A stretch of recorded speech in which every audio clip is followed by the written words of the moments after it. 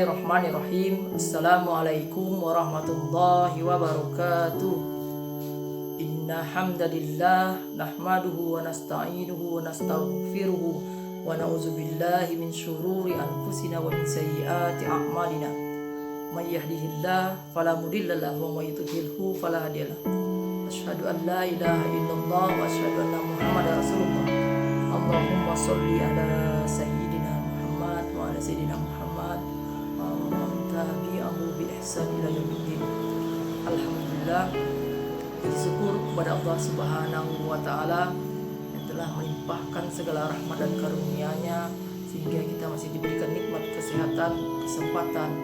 Ya, sebentar lagi kita akan memasuki bulan suci Ramadan 1442 Hijriah atau 2021 Masehi. Kemudian salawat dan salam tak lupa pula kepada baginda kita Nabi Mustafa Muhammad sallallahu alaihi wasallam yang berkat berjuang beliau dari zaman kegelapan, dari zaman jahiliyah kepada zaman yang penuh dengan ilmu pengetahuan. Sampai saat ini bisa kita rasakan nikmat Islam tersebut. Hadirin rahimakumullah. Baiklah, pada kesempatan ini untuk menyemarakkan bulan suci Ramadan, kita akan membahas mengenai wakaf untuk peradaban. Wakaf secara bahasa yang berarti menahan, mengekang, atau menghentikan. Kemudian wakaf itu secara istilah dapat diartikan menghentikan perpindahan hak milik suatu harta dan tahan lama dengan cara menyerahkan harta itu kepada pengelola, baik itu bersifat keluarga, perorangan ataupun badan, yang kegunaannya untuk kepentingan umat, kepentingan bersama sesuai dengan syariat ajaran Islam. Hadirin rahimakumullah.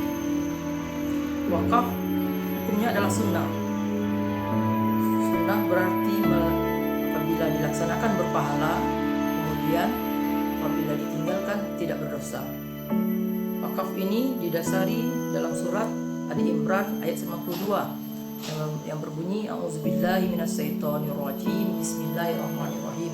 Lan tanalul birra hatta tunfiqu mimma tuhibbun wa ma tunfiqu min syai'in fa innallaha wa ma tunfiqu min syai'in fa innallaha bihi alim. Yang artinya, kalian sesekali tidaklah sampai pada kebaikan yang sempurna sebelum kalian menafkahkan sebagian dari harta yang kamu cintai, dan apa saja yang kamu lakukan, yang kamu nafkahkan, maka sesungguhnya Allah mengetahuinya. Jadi ganjaran pahala orang yang berwakaf ini tidak akan putus selamanya, karena harta wakaf ini bisa dikategorikan kepada amal jariah sekalipun nanti yang mewakafkannya tersebut telah meninggal dunia. Hadirin rahimakumullah. Jika merujuk kepada catatan sejarah, awal bermula bagaimana wakaf ini dicontohkan oleh Umar bin Khattab radhiyallahu anhu. Disebutkan dalam sebuah hadis bahwasanya Umar ini bertanya kepada Rasulullah, "Ya Rasulullah, bahwasanya saya mempunyai sebidang tanah di Khaybar. Bagaimana itu ya Rasulullah? Jika engkau mau maka wakafkanlah tanah tersebut." Lalu Umar mewakafkan tanah tersebut dengan pengertian tidak boleh dijual, dihibahkan ataupun diwariskan. Hasil tanah ini diberikan kepada fakir miskin, kerabat, dan untuk memerdekakan budak dan para tamu, dan juga untuk kepentingan Allah di jalan Allah. Wakaf bertujuan untuk memanfaatkan harta atau benda wakaf sesuai dengan fungsinya, yaitu mewujudkan potensi ekonomi harta benda wakaf tersebut demi kepentingan ibadah dan kesejahteraan umum. Hadirin rahimakumullah. Bagaimana wakaf untuk peradaban? Dapat kita lihat bagaimana contoh dalam bidang pendidikan. Universitas Al-Azhar Kairo adalah sebuah institusi yang dikelola dengan sistem wakaf. Universitas ini salah satu contoh bentuk wakaf umat di bidang pendidikan. Lembaga ini didirikan pada tahun 970 Masehi, telah memberikan pendidikan gratis kepada seluruh pelajar sampai kepada jenjang mahasiswa dari seluruh penjuru dunia. Jumlahnya sangat banyak, mulai dari pendidikan dasar sampai perguruan tinggi. Jadi melalui wakaf ini, institusi ini terus berkembang dari masa ke masa.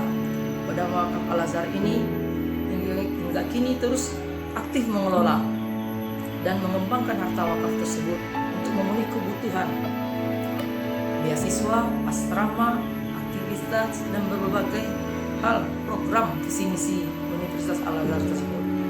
Ini merupakan baru contoh bagaimana pengelolaan wakaf tersebut terbukti memberikan manfaat besar bagi umat dan peradaban Islam. Hadirin rahimakumullah. Jadi seandainya apabila harta wakaf tersebut dikelola dan dikembangkan dengan baik dan bersungguh-sungguh seperti untuk bidang pendidikan, ekonomi, sosial, dan sebagainya, maka kemaslahatan dan kesejahteraan umat ini akan terwujud demi mengukuhkan bangunan peradaban Islam. Hadirin rahimakumullah. Kalau di negara kita pun pengelolaan harta wakaf ini juga telah dimulai dengan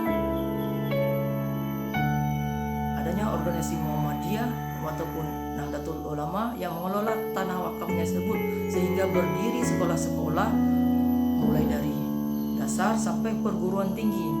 Jadi tanah tempat berdirinya sekolah tersebut merupakan harta wakaf yang diserahkan oleh masyarakat ataupun kelompok untuk kemajuan pendidikan di daerahnya masing-masing.